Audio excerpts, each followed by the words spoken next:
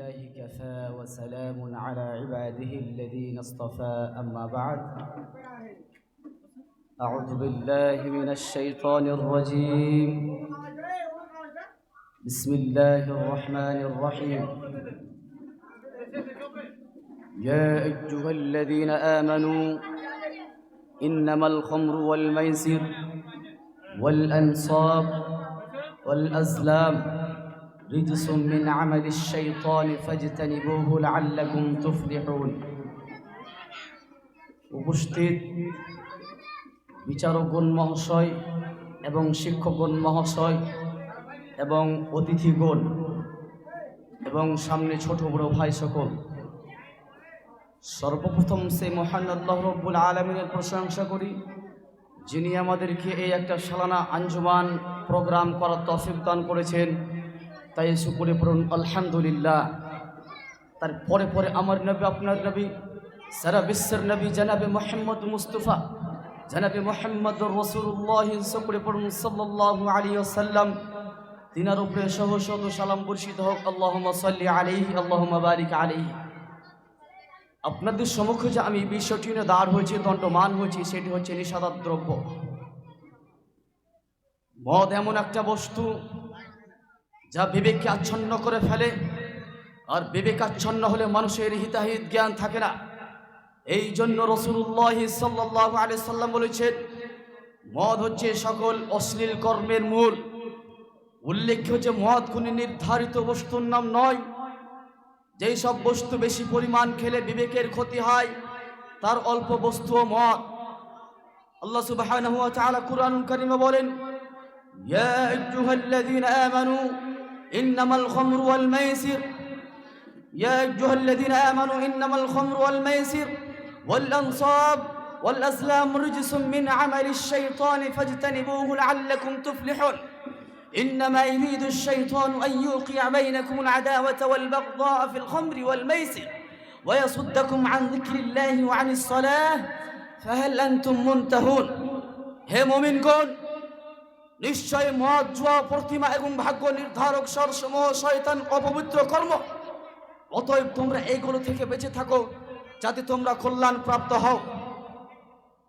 শয়তান তোমাদের মাঝে মদ ও জুয়ার মাধ্যম দিয়ে শত্রুতা ও বিদ্বেষ সঞ্চারিত করতে চাই এবং আল্লাহর জিকির ও সালাত থেকে তোমাদেরকে বিরত রাখতে চাই। তাহলে কি তোমরা বিরত থাকবে? সূরা মাইদা 90 থেকে 91 নম্বর আয়াত। আল্লাহ সুবহানাহু ওয়া তাআলা এই আয়াতের মাধ্যম দিয়ে কয়েকটা জিনিসকে হারাম বলে ঘোষণা করেছেন। নাম্বার 1, নিষিদ্ধ দ্রব্য যা পাপের মূল। নাম্বার 2, জুয়া যা মানুষকে সামাজিক ও আর্থিকভাবে অপদস্থ করে দেয়। নাম্বার 3, পীর, মাজার, অলি, খানকা যত শিরকের আস্থানা রয়েছে সব শিরক। 4,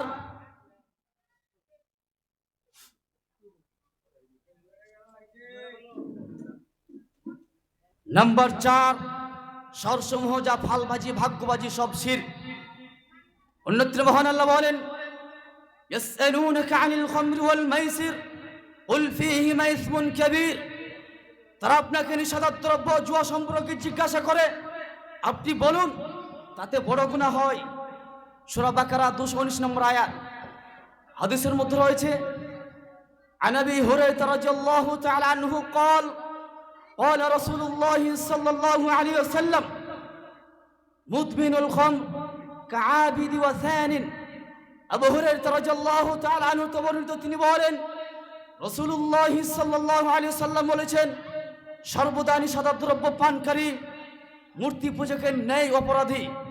অন্য হাদিসের মধ্যে রয়েছে, عن أبي درداء رضي الله تعالى عنه عن النبي صلى الله عليه وسلم قال لا يدخل الجنة مدمن خمر।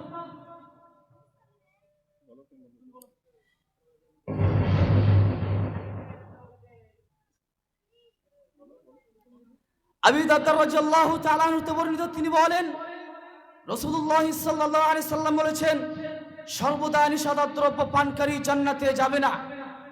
অন্য হাদিসের মধ্যে রয়েছে, عن ابن مسعود رضي الله تعالى عنه أن رسول الله صلى الله عليه وسلم قال كل مسكر حرام ইবনে মাসউদ রাদিয়াল্লাহু তাআলা আনহু থেকে বর্ণিত তিনি বলেন রাসূলুল্লাহ সাল্লাল্লাহু আলাইহি সাল্লাম বলেছেন সব ধরনের নেশাদ্রব্য হারাম। নবী সাল্লাল্লাহু আলাইহি সাল্লাম যখন জীবিত ছিলেন যে নেশাদ্রব্য পান করত তাকে 40 বেত্রাঘাত মারতেন।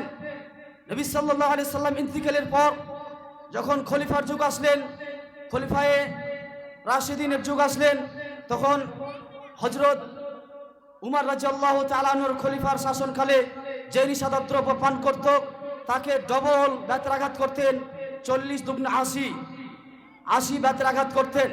তাহলে আমাদের কি ভয়ানক হতে পারে যে নেশাদ্রব্য পানকারী, যে নেশাদ্রব্য পান করবে তার কোনোদিন তার ইবাদত 40 দিন গ্রহণযোগ্য হবে না। আল্লাহ সুবহানাহু ওয়া তাআলা আমাদেরকে নেশাদ্রব্য থেকে বাঁচার তৌফিক দান করেন, আমিন। আল্লাহ রাব্বুল আলামিন আমাদেরকে যেন উভয়কে যেন মানার তৌফিক দান করেন, ক্ষমতা দেন। এখান থেকে আমার বক্তব্য ইতি করলাম। ওমা তৌফিক ইল্লা বিল্লাহ। আসসালামু আলাইকুম ওয়া রাহমাতুল্লাহি ওয়া বারাকাতুহু।